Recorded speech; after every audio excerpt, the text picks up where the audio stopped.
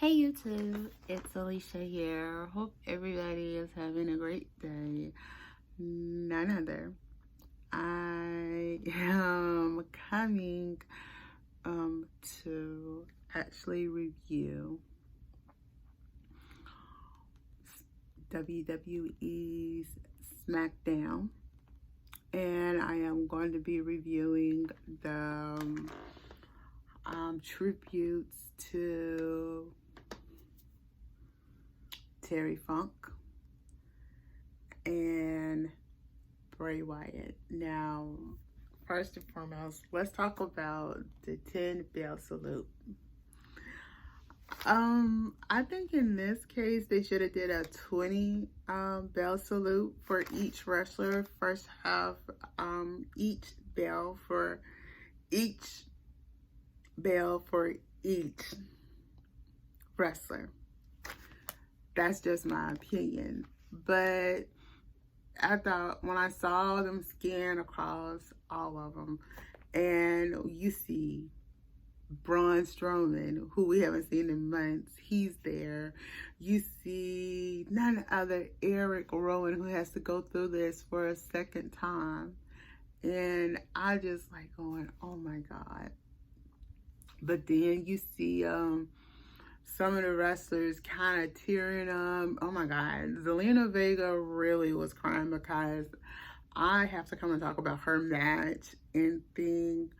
And I want to come and talk about something I came across an interview that I saw that Bray Wyatt did about Zelina Vega. So I'm going to come and talk about that as well. So let's get started. So as you know, we did the 10 bell salute. We got Michael Cole talk first, opening of the show, and then he's talking about Terry Funk first, and then he goes into telling about Bray Wyatt and thing.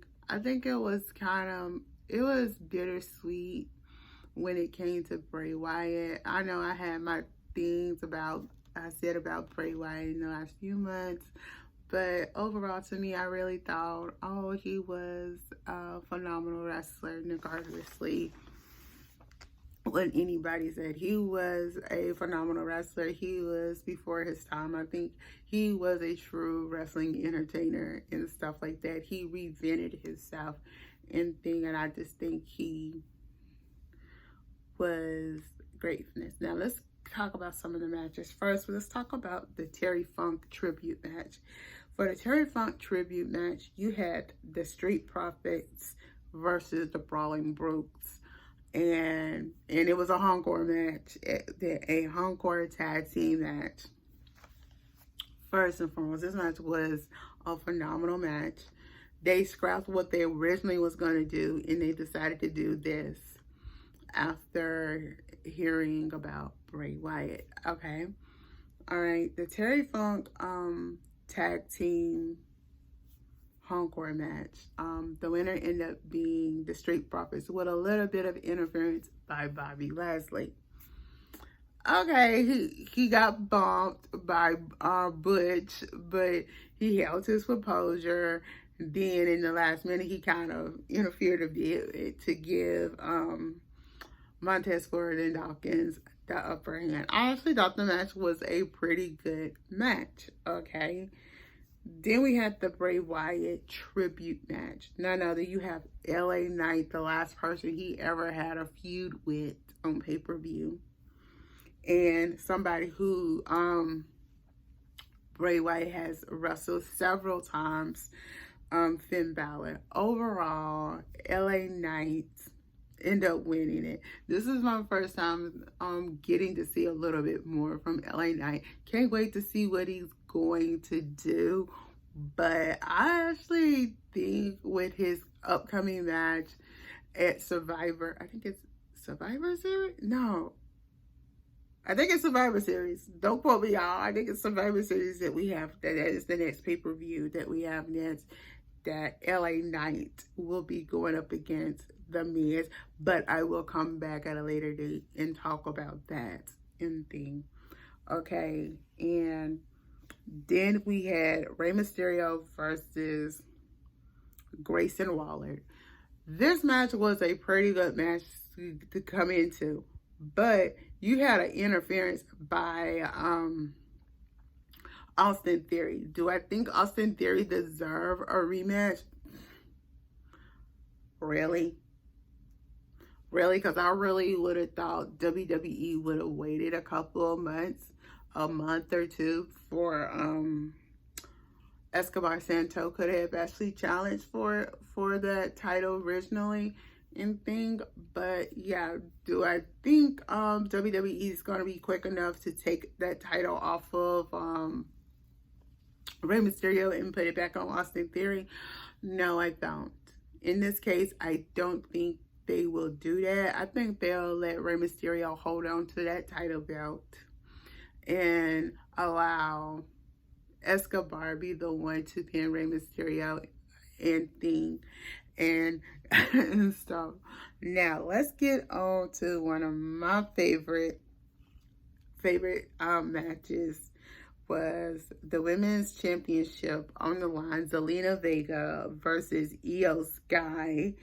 And think, let me just say this, I don't think Dakota Kai or Bailey should have been out there, and I don't get why the referee did not, when they came out, ban them, eject them from the match.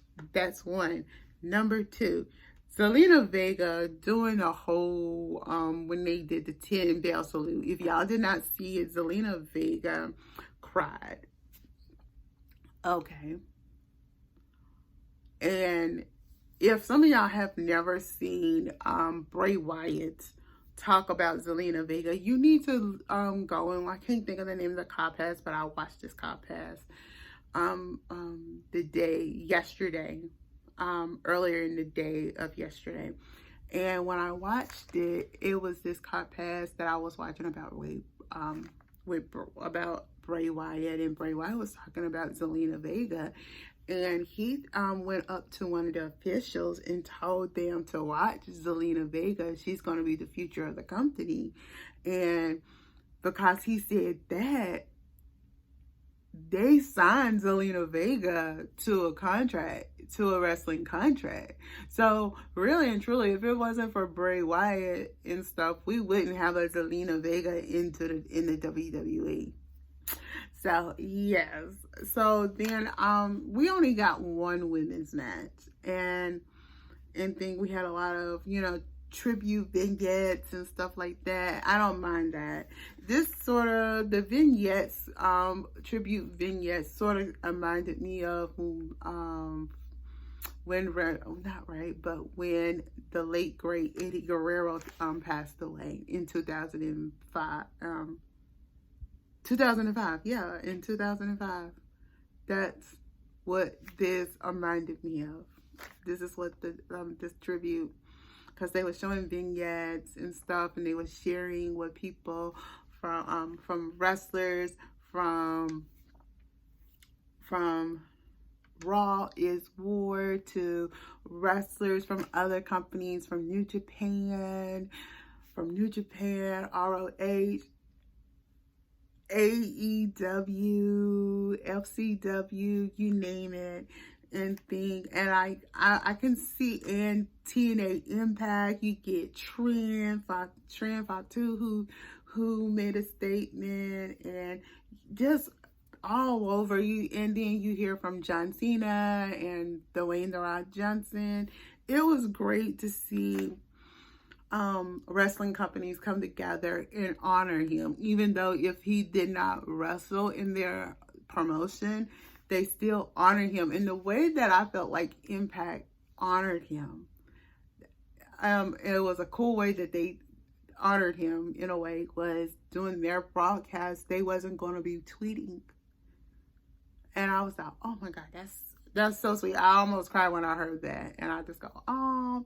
But I really wish they had another women's match on Friday Night SmackDown, because I really wanted them to actually book a match between Bailey and Shotzi, because I was waiting for somebody the whole night to do the Sister Abigail. We didn't get that. I felt if we had that second women's match, I think we probably would have gotten the Sister Abigail, because I don't know if everybody would agree with me if we did have that second women's match of Saxy versus Bailey. I wouldn't put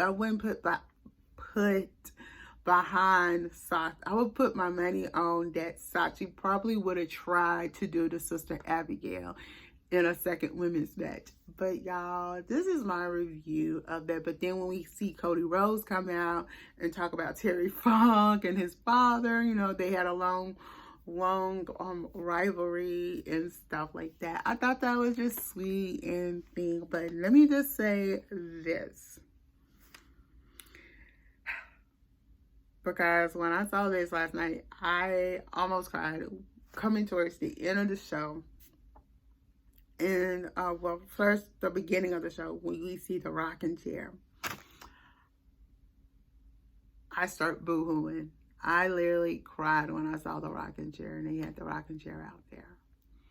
And when it came to the end of the show, and they had the light in the center of the ring, and then they had a vignette, a picture vignette, and the camera overlooking from the ring up, and you looking at the screen, and you see a picture of him and stuff.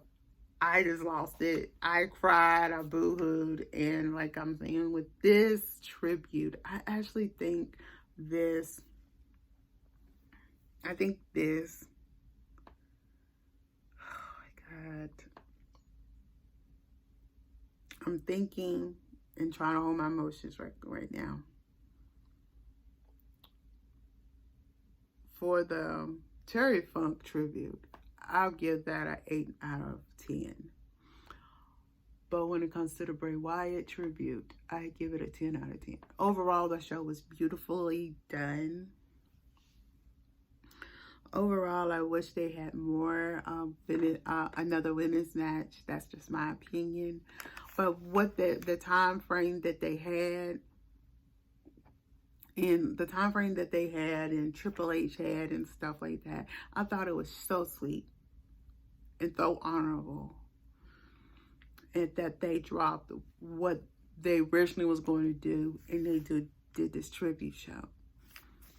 Do I think Bray Wyatt will be missed? Oh yes, definitely. And I'm gonna say this, and I have to say this. You only have 2 members left of the Wyatt family, and that's Eric Rowan and Braun Strowman. I feel for 2024, we have Bray Wyatt and Brody Lee be inducted into the WWE Hall of Fame. That's the only thing I can say right there, because it's appropriate. It's appropriate to do. It's appropriate to do. And that's all I have to say, because to me, I think he has had a phenomenal career, and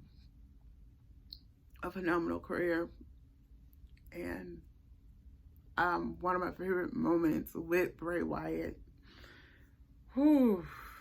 would have to be when he tag teamed with Matt Hardy.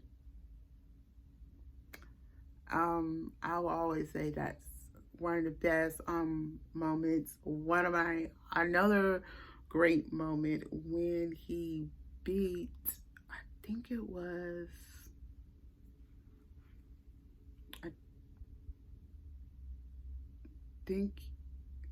when he beat, I want to say, Kevin Owens for the WWE's heavyweight title. For the WWE's title belt. He had a phenomenal reign as a WWE champion, and as as a WWE champion and Universal champion. We are still seeing a lot of tributes coming in on Twitter and Instagram and thing. But y'all, I am going to have to go before I break down on camera crying. But I want to hear y'all. What did y'all think of the WWE tribute to Terry Funk and Bray Wyatt? And y'all, let me hear from y'all. What was one of Bray Wyatt's memorable moments that you remember? And I'm gonna have to say this before I go. I will say one of my other favorite moments was when Alexa Bliss joined the Flyer 5 Funhouse with Bray Wyatt and stuff. So yes, so that's another favorite moment. Until then, y'all, I'm Alicia. Don't forget to thumbs up this video, comment below, and subscribe to my channel.